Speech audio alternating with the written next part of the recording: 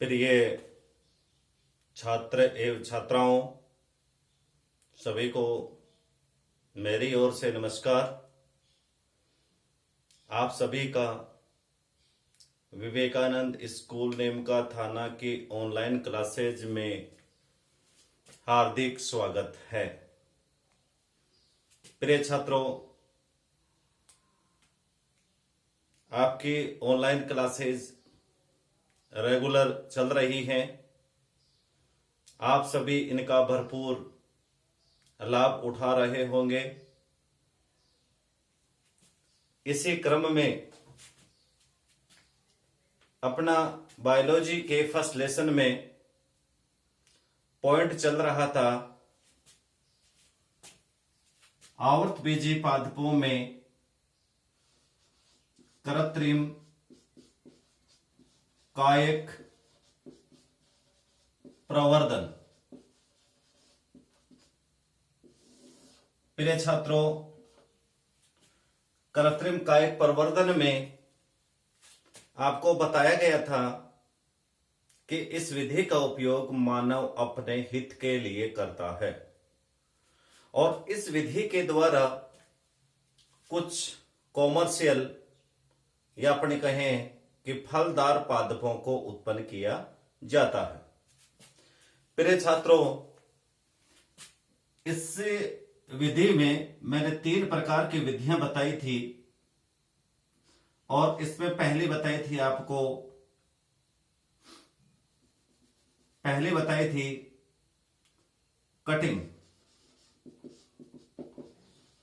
Cutting, जिसको अपन कलम भी कहते हैं।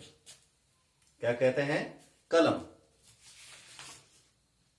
इसी को अपन कर्तन भी कह सकते हैं। क्या कह सकते हैं? कर्तन। सेकंड जो थी वो आपकी बताई थी लेयरिंग,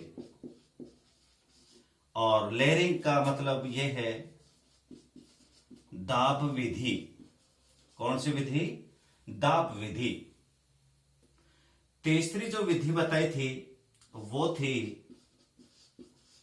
ग्राफ्टिंग विधि, जिसको अपन रोपण विधि भी कहते हैं। कौन सी विधि? रोपण विधि। इस प्रकार से कृत्रिम कायिक प्रवर्धन की मुख्य रूप से 3 विधियां काम में ली जाती हैं। उनमें से हल्का हल्का मैं तीनों के बारे में बताता हूं, क्योंकि अपने वीडियो में कुछ एरर था, बीच में कुछ कट हो गया था, तो इसको ध्यान में रखते हुए मैं दोबारा रिपीट कर रहा हूं इनको, कि कहीं वीडियो में कोई पॉइंट ना कटे, रिकॉर्डिंग में कोई पॉइंट ना कटे। तो मैं दोबारा से आपको बता रहा हूं और इसमें फर्स्ट विधि ले रहा हूं मैं। कौन सी विधि? फर्स्ट विधि। देखिए, कटिंग जो विधि है, कर्तन विधि है, वो 2 प्रकार की है। पहली विधि है स्तंभ कर्तन। पहली विधि है स्तंभ कर्तन। सेकंड जो विधि है वो है मूल कर्तन। इस प्रकार से 2 प्रकार की कर्तन विधियां हैं। एक स्तंभ कर्तन है और दूसरी मूल कर्तन है। देखिए, सबसे पहले अपन लेते हैं स्तंभ कर्तन। स्तंभ कर्तन, जिसको अपन स्टेम कटिंग भी कहते हैं। देखिए, इस विधि में जिस नए पादप को उत्पन्न करना होता है, उसके लिए वांछित लक्षण वाले, एक अच्छे लक्षण वाले पौधे का सर्वप्रथम चयन किया जाता है। तो इसमें सबसे पहले क्या करते हैं? वांछित लक्षण वाले पादप का चयन करना, वांछित लक्षण वाले पौधे का क्या करना, चयन करना। उसके बाद क्या करते हैं, चयन के बाद उस पौधे के जो आपने चयन किया गया पादप है, उस चयनित पादप की शाखा या स्तंभ या तने का एक छोटा भाग या टुकड़ा लिया जाता है। यानी जिस वांछित लक्षण वाले पौधे का चयन किया है, उस पौधे की कोई शाखा या स्तंभ या तना, इसका एक छोटा भाग लेते हैं, एक टुकड़ा लेते हैं, और उस टुकड़े को या उस भाग को, शाखा या तने के भाग को नम मिट्टी में लगा देते हैं।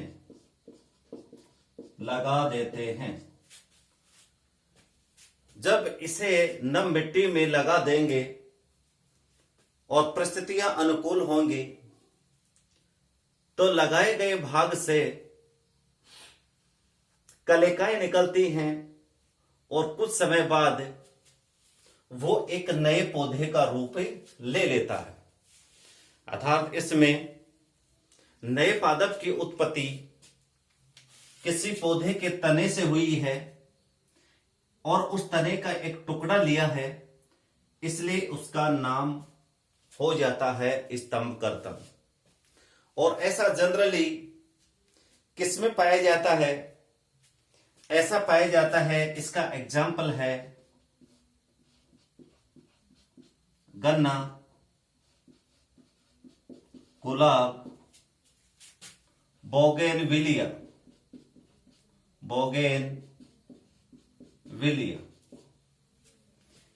ये ऐसे पौधे हैं, गन्ना है, गुलाब है, बोगेनविलिया है, ये ऐसे पौधे हैं जिनमें स्तंभ के टुकड़े से एक नए पौधे की उत्पत्ति होती है।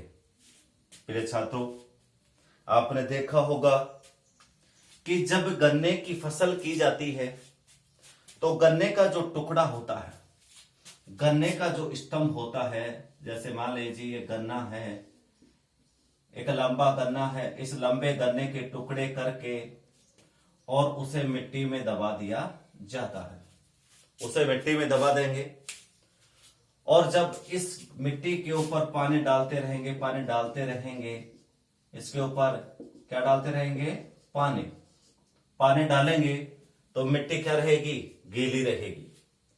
कुछ दिनों के बाद ये जो गन्ना है, गन्ने का जो तना है, इस तने की पर्व संधियों से, ये क्या है, ये पर्व संधि है। क्या है ये, पर्व संधि, जिसको अपन नोड कहते हैं। क्या कहते हैं, नोड। इन पर्व संधियों से नीचे की ओर अपस्थानिक जड़ें निकलती हैं। ये अपस्थानिक जड़ें निकलेंगी और ऊपर की ओर प्रैरोह का निर्माण होता है।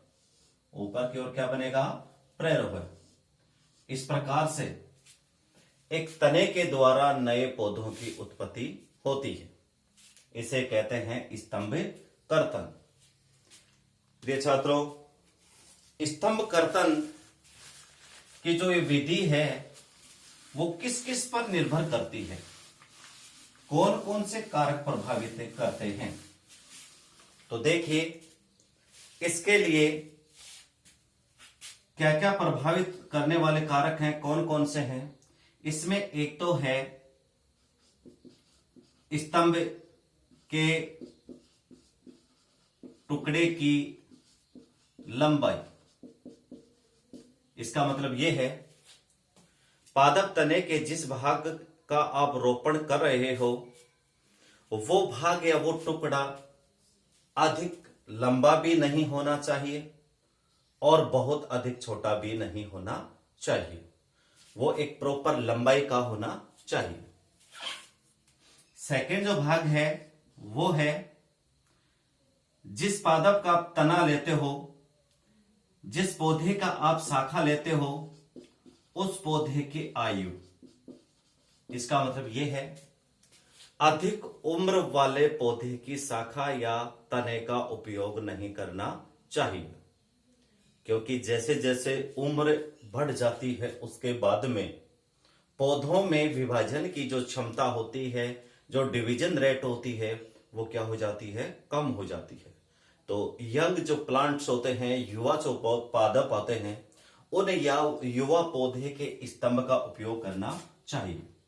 तीसरा जो कारक है वो है रोपण के समय का वातावरण। जब आप तने के टुकड़े या भाग का रोपण करते हो उस समय वातावरण कैसा है। वातावरण का मतलब यह है कि वातावरण में परिस्थितियां अनुकूल हैं या प्रतिकूल। आपको पता है किसी भी बीज का, किसी भी तने का, किसी भी जड़ का जो अंकुरण होता है वो केवल अनुकूल परिस्थिति में होता है, न कि प्रतिकूल परिस्थिति में। अनुकूल परिस्थिति का मतलब यह होता है कि वातावरण में नमी है या नहीं है, जल की प्रॉपर मात्रा है या नहीं है। यदि वातावरण में नमी नहीं होगी, मिट्टी में जल की मात्रा कम होगी, सूखा होगा, तो जिस पौधे के तने को आप मिट्टी में लगाते हो वो तना सूख करके क्या हो जाएगा, नष्ट हो जाएगा। तो प्रिय छात्रों, स्तंभ कर्तन में ये मुख्य रूप से 3 कारक प्रभावित करते हैं। क्लियर। सेकंड जो पार्ट आता है वो आपका आता है, और वो कौन सा है, वो है मूल कर्तन। वो कौन सा है, मूल कर्तन। तो देखिए सेकंड जो पार्ट है वो है मूल कर्तन, जिसको अपन रूट कटिंग कहते हैं। प्रिय छात्रों, जिस प्रकार से स्तंभ कर्तन में आपने किसी पौधे के स्तंभ या शाखा के टुकड़े का उपयोग किया था, वैसे ही इस विधि में नए पौधे को उत्पन्न किया जाता है किसी पौधे के मूल के द्वारा, किसी पौधे की जड़ के द्वारा। सबसे पहले क्या करते हैं, वो ही अच्छे लक्षण वाले वांछित पादप का चयन करते हैं। सर्वप्रथम क्या किया जाता है, वांछित लक्षण वाले, अच्छे लक्षण वाले पौधे का क्या किया जाता है, चयन किया जाता है। उसके बाद जो चयनित पादप होता है, जो सिलेक्टिव प्लांट्स होता है, उस चयनित पादप की जड़ का निश्चित लंबाई वाला भाग या टुकड़ा लिया जाता है।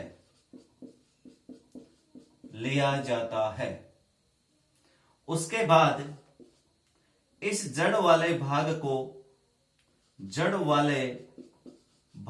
को मिट्टी में सीधा रोप दिया जाता है।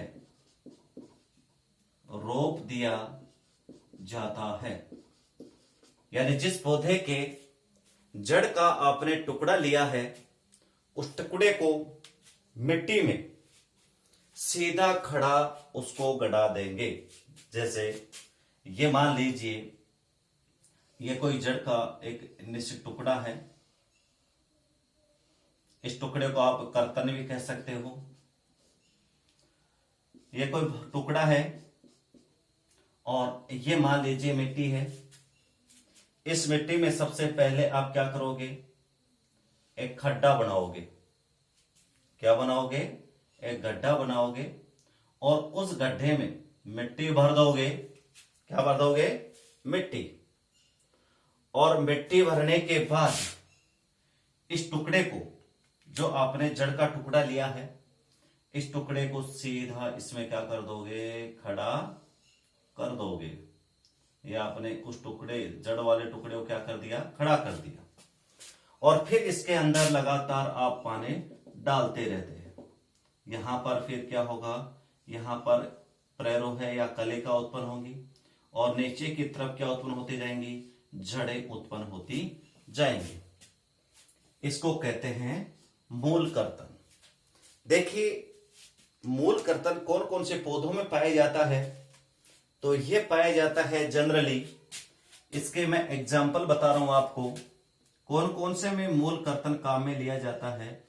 देखिए नींबू, नींबू के बाद में है सेब, सेब के बाद में है अमरूद और अमरूद के बाद में है चेरी।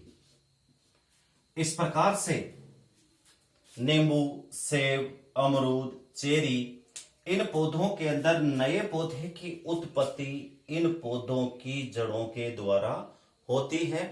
इसलिए इसे कह देते हैं अपन क्या, मूल कर्तन। क्या कह देते हैं, मूल कर्तन कह देते हैं। इसके बाद में दूसरी जो विधि आती है वो आती है लेयरिंग। दूसरी जो विधि आती है वो है लेयरिंग विधि। सेकंड जो विधि है वो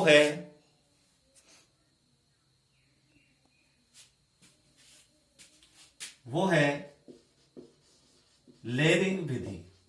लेयरिंग जिसे दाब विधि कहते हैं। कौन सी विधि कहते हैं, दाब विधि। देखिए जो दाब विधि है ये दो प्रकार की है और दो प्रकार के कौन कौन सी, फर्स्ट है टेला दाब विधि, टेला दाब विधि, और सेकंड है गुट्टी या वायु दाब विधि। कौन कौन सी विधियां हैं, टेला दाब विधि और दूसरी है वायु दाब या गुट्टी विधि। देखिए इसमें अपन फर्स्ट लेते हैं और पहली विधि है टेला दाब विधि। टेला दाब विधि, देखिए ये विधि कौन से पौधों के लिए काम में ली जाती है, जिन पौधों में शाखा कैसी हो, कोमल हो। शाखा कैसी हो, कोमल, और वो शाखा नीचे की ओर क्या हो, नीचे की ओर झुकी हो। तो क्या कहा मैंने, जिस पौधे में शाखाएं कोमल हो और नीचे की ओर झुकी हो, उन पौधों में नए पौधे को टेला दाब विधि के द्वारा उत्पन्न किया जाता है। इसमें छात्रों क्या होता है, देखिए जैसे मान लीजिए ये पौधा है, ये कोई पादप है, ये पादप है कोई, इस पादप में मान लीजिए कोई ये शाखा है, इस शाखा को आप नीचे की ओर झुका लेते हैं, शाखा को जमीन पे टिका देते हैं और ये शाखा का जो शीर्ष भाग होता है ये बाहर निकला होता है, इसका शीर्ष भाग बाहर निकला होगा। यहां पर जो शाखा जमीन पे टिकी है इसको मिट्टी के द्वारा ढक दिया जाता है। इसको किससे ढक देंगे, मिट्टी से। मिट्टी से इसको दबा देते हैं। दबे हुए शाखा में पर्व संधियां पाई जाती हैं। क्या पाई जाती है, पर्व संधियां। इस भाग को लगातार पानी से गीला रखा जाता है। पानी से गीला रखते हैं, लगातार गीला रखेंगे तो पर्व संधि से अपस्थानिक जड़ें उत्पन्न लगती हैं। अपस्थानिक जड़ें उत्पन्न होने लगती हैं। जब अपस्थानिक जड़ें उत्पन्न हो जाती हैं उसके बाद मिट्टी में दबी हुई शाखा को मुख्य पौधे से अलग कर लिया जाता है। अलग करने के बाद इस भाग को या इस शाखा को मिट्टी सहित दूसरी जगह लगा दिया जाता है। ऐसा जनरली कौन से पौधे में पाया जाता है? इसका एग्जाम्पल है चमेली और दूसरा एग्जाम्पल है इसका मोगरा। चमेली और मोगरा। इस विधि में शाखा को मिट्टी के द्वारा दबाया जाता है, एक टेला बनाया जाता है मिट्टी का, और उस टेले के द्वारा दाब लगाते हैं दबाने के लिए, इसलिए इसका नाम हो गया टेला दाब विधि। दूसरी जो विधि आती है वो है गुट्टी या वायु दाब विधि। सेकंड जो विधि है गुट्टी या वायु दाब विधि। प्रिय छात्रों, इस विधि का उपयोग बहुवर्षीय कोमकास्थीय व मोटी शाखा वाले पौधों में इसका उपयोग किया जाता है। जो पौधे बहुवर्षीय होते हैं, काष्ठीय होते हैं, मोटी शाखा वाले होते हैं, उनके लिए इसका उपयोग किया जाता है। इसमें देखिए, ये कोई पौधा है, इसकी जो ये शाखाएं हैं, ये शाखाएं निकल रही हैं, ये शाखाएं हैं। इसमें सर्वप्रथम क्या करते हैं? एक स्वस्थ शाखा का चयन करते हैं और चयन करके चाकू से उसे काट लिया जाता है। उसकी वलय के रूप में उस छाल को हटा देते हैं। इस हटाए गए भाग पर, यहां पर इस हटाए गए भाग पर या तो गीली मूस या गीली रुई या गीली मिट्टी का लेप लगा दिया जाता है। इस लेप वाले भाग को क्या कहा जाता है? गुट्टी कहा जाता है। इसको लगातार गीला रखने के लिए ऊपरी शाखा के ऊपर जल से भरा एक पात्र लटका देते हैं, जिससे बूंद बूंद पानी की गुट्टी पर आती रहती है। लगभग 4 से 8 सप्ताह बाद इससे जड़ें उत्पन्न हो जाती हैं और जड़ें उत्पन्न होने के बाद इस शाखा को मुख्य पौधे से अलग करके दूसरे जगह पर लगा दिया जाता है। इस प्रकार इस मेथड के द्वारा किसी भी बहुवर्षीय पौधे में नए पादप को उत्पन्न किया जा सकता है।